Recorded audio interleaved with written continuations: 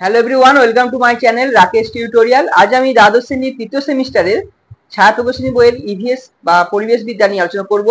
তোমরা জানো যে ইতিপূর্বেই আমার চ্যানেলে পাওয়ার প্রকাশনী ও সাতটা পাবলিকেশনের প্রথম অধ্যায়ের সম্পূর্ণ টেক্সট বইয়ের প্রথম অধ্যায়ের অনুশীলনী প্রশ্ন উত্তর নিয়ে আলোচনা করা হয়েছিল। আজকের আলোচনার বিষয় হচ্ছে ছায়া প্রকাশনী বইয়ের পার্ট 2। ইতিপূর্বে তোমরা দেখেছো যে পার্ট 1 নিয়ে আলোচনা করা হয়েছিল। আজকে পার্ট 2 আলোচনা করব। তোমরা ভিডিওটি প্রথম থেকে শেষ পর্যন্ত দেখো, আশা করি তোমার ভালো লাগবে। ভালো লাগলে অতি অবশ্যই লাইক করো, কমেন্ট করে জানাবে, বন্ধুদের মধ্যে শেয়ার করবে। আর যদি কোনো অসুবিধা হয় তাহলে অবশ্যই কমেন্ট করে জানাও। আর চ্যানেলে যদি নতুন হও তাহলে অতি অবশ্যই সাবস্ক্রাইব করো, আর যারা আগে থেকে সাবস্ক্রাইব করে গেছে তাদেরকে অসংখ্য ধন্যবাদ। তাহলে চলো শুরু করা যাক আজকের আলোচনা।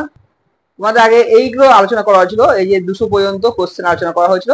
আর আজকে আলোচনার বিষয় হচ্ছে শূন্যস্থান পূরণ থেকে শুরু হবে পার্ট 2।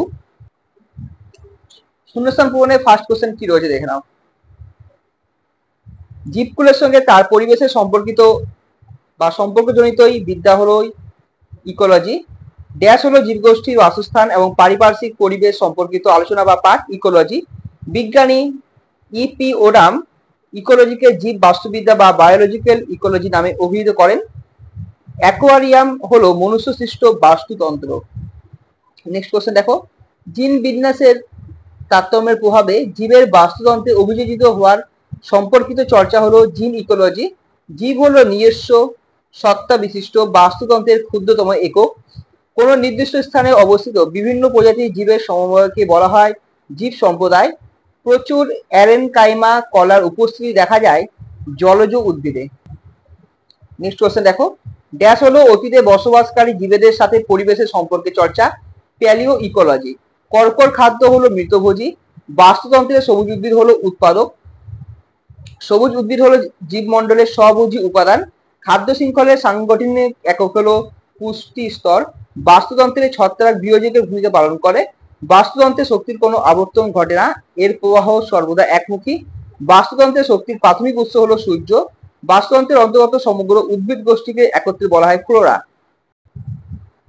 পরের কোশ্চেন দেখো, বাস্তুতন্ত্রে হয়ে গেছে। আচ্ছা, বাস্তুতন্ত্রের অন্তর্গত সমগ্র প্রাণী গোষ্ঠীকে একত্রে বলা হয় ফনা।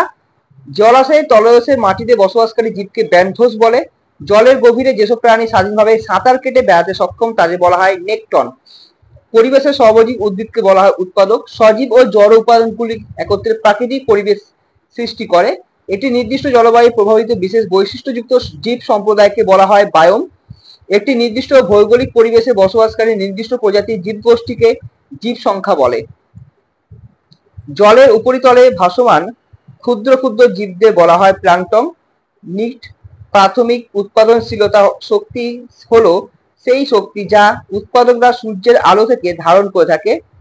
বিয়োজন হলো একটি প্রক্রিয়া যার মাধ্যমে জীবাণুরা মৃত জৈব পদার্থ ভাঙতে সাহায্য করে।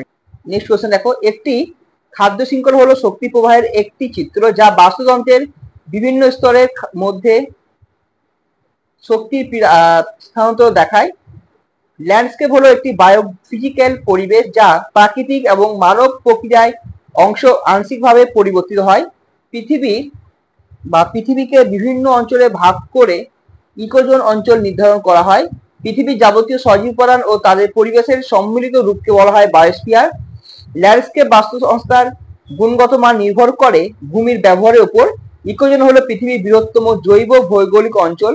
পৃথিবীতে মোট 8টি প্রধান ইকোজোন রয়েছে। নেক্সট কোশ্চেন, আফ্রোট্রপিক্যাল ইকোজোন টিতে ক্রান্তীয় অরণ্য এবং গ্রীষ্মমণ্ডলীয় জীব বৈচিত্র্য রয়েছে। প্যারাআর্কটিক ইকোজোনের প্রধান বৈশিষ্ট্য হলো শীতল আবহাওয়া। অস্ট্রেলাসিয়ান ইকোজোনটি শুধুমাত্র অস্ট্রেলিয়ায় পাওয়া যায়। ইকোজোনের মধ্য দিয়ে জীব বৈচিত্র্যের মানচিত্র তৈরি হয়। নেক্সট কোশ্চেন, আফ্রোট্রপিক্যাল ইকোজোনে সাভানা এবং তৃণভূমি প্রধান বাস্তুতন্ত্র। নিয়ার ট্রপিক্যাল ইকোজোনটি দক্ষিণ আমেরিকা মহাদেশে অবস্থিত। প্যারাআর্কটিক এবং নেআর্কটিক ইকোজোনের সম্মিলিত এলাকা ইলার্কটিক নামে পরিচিত। ইকোজোনসের ধারণাটি প্রথম প্রবর্তন করেন Alfred Russel Wallace. Indo Malayan ইকোজোনের মধ্যে রয়েছে ভারতীয় উপমহাদেশ। নেক্সট কোশ্চেন দেখো, আফ্রোট্রপিক্যাল ইকোজোনে ক্রান্তীয় প্রজাতি পাওয়া যায়। অস্ট্রেলাসিয়ান ইকোজোনের মধ্যে রয়েছে ক্রান্তীয় বন। বায়োস্ফিয়ারের উপরে পৃথিবীর ম্যান্টল স্তর রয়েছে। বায়োস্ফিয়ারের গঠন মূলত জীব বৈচিত্র্য দ্বারা প্রভাবিত। পৃথিবীর বায়োস্ফিয়ার শীর্ষে উদ্ভিদ থাকে।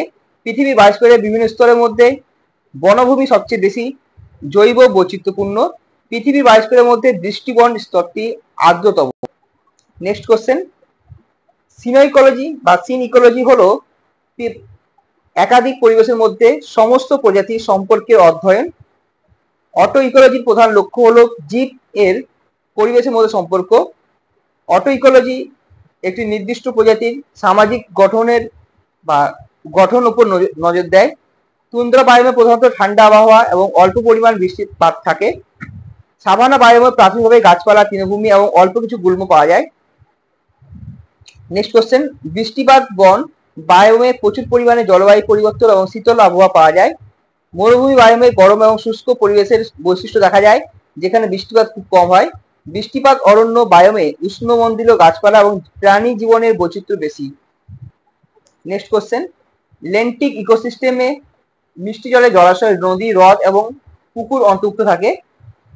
লোটিক ইকোসিস্টেম মিষ্টি জলের প্রবাহ, নদী, খাল ও স্ট্রিম অন্তর্ভুক্ত থাকে।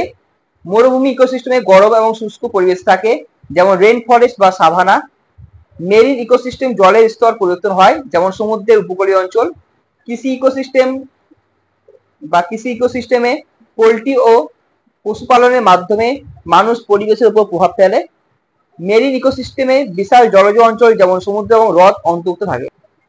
নেক্সট কোশ্চেন, মরুভূমি ইকোসিস্টেমে জীববৈচিত্র্য কম থাকে এবং বৃষ্টিপাতও খুব কম হয়। আর্দ্রবন সিস্টেমে বৃক্ষরাজি, গাছপালা এবং অন্যান্য জীবজন্তুর অবস্থান প্রভাবিত করে। বৃষ্টিপাত বন ইকোসিস্টেমে গরম আর্দ্র পরিবেশ ও অত্যাধিক বৃষ্টিপাত থাকে। তুন্দ্রা ইকোসিস্টেমে বরফ ও তুষারের পরিমাণ বেশি, যেখানে জীবজন্তুর সংখ্যা কম থাকে। লেন্টিক ইকোসিস্টেমে জল স্থির থাকে। লেন্টিক ইকোসিস্টেমের মধ্যে হ্রদ প্রাকৃতিকভাবে গড়ে ওঠে। লেন্টিক ইকোসিস্টেমে স্থির ও শান্ত ধরনের পরিবেশ থাকে। লেন্টিক ইকোসিস্টেমে জল মিষ্টি হতে পারে। নেক্সট দেখো ম্যাচিং রয়েছে, যেখানে ম্যাচিং ইকোলজি হবে জীব এবং পরিবেশের মধ্যে সম্পর্ক অধ্যয়ন। পরিবেশ হচ্ছে প্রাকৃতিক এবং মানবসৃষ্ট উপাদানগুলির সংমিশ্রণ।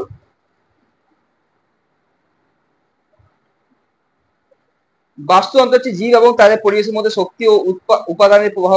আর জীব বৈচিত্র্য হচ্ছে বিভিন্ন ধরনের জীবের উপস্থিতি ও তাদের সম্পর্ক। এভাবে দেখো ম্যাচিং আমি করেছি এখানে 2 এর এ, 3 এর D, 4 B, 5 A, 6 C, 7 A, 8 B, 9 B, 10 C, 11 A, 12 D, 13 B, 14 B, 15 A, 16 A, 17 D, 18 C, 19 B, 20 A, 21 A, 22 D, 23 B, 24 B, 25 B, 26 B, 27 B, 28 A, 29 B. এবার দেখো রিঅ্যারেঞ্জ রয়েছে। রিঅ্যারেঞ্জে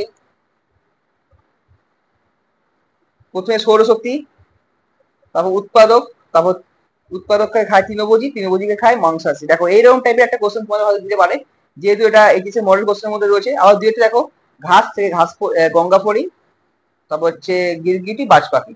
পচা পাতায় খাচ্ছে লার্ভা, লার্ভা ছোট মাছ, ছোট মাছ খাচ্ছে বড় মাছ। তো এইভাবে তোমাদের খাদ্য শৃঙ্খলে যেসব রয়েছে বাস্তুতন্ত্রের শক্তি প্রবাহ, সেগুলো কিন্তু তোমাদের দিতে পারে এরকম টাইপের একটা কোশ্চেন।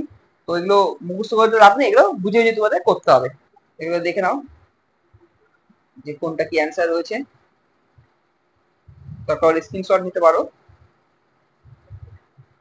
অথবা খাতায় লিখতে পারো যদি মনে হয় তোমাদের। দেখে নাও সারিটা বলেছে। আচ্ছা, তাহলে এই ছিল আমাদের আলোচনা। আর এই পরে আলোচনা আমি এগুলো আলোচনা করব। তোমার যদি মনে হয় তাহলে অতি অবশ্যই কমেন্টে জানাবে এগুলো আলোচনা করবো কিনা, কারণ এরপর অনেক রয়েছে, ডায়াগ্রামও রয়েছে। তাহলে এই ছিল আমাদের আলোচনা। দেখা হচ্ছে নেক্সট ভিডিও নতুন কিছু টপিক নিয়ে। তোমরা অতি অবশ্যই কমেন্ট করে জানাবে, বন্ধুদের মধ্যে শেয়ার করবে, আর চ্যানেলে যদি নতুন হও তাহলে অতি অবশ্যই সাবস্ক্রাইব করবে। আর যারা আগে থেকে চ্যানেলটিকে সাবস্ক্রাইব করে রয়েছে তাদেরকে অসংখ্য ধন্যবাদ। আর বছর প্রথম থেকে তোমরা ভালো করে পড়াশোনা করো। বেশি দিন আর পরীক্ষা বাকি নেই, মাত্র 2 মাস বাকি আছে। আর এই 2 মাস কিন্তু তোমরা বেশ ভালো করে এখন থেকে রপ্ত করো, যাতে আগস্টের 10 থেকে 15 তারিখের মধ্যে তোমাদের সিলেবাস শেষ হয়ে যায়। ঠিক আছে।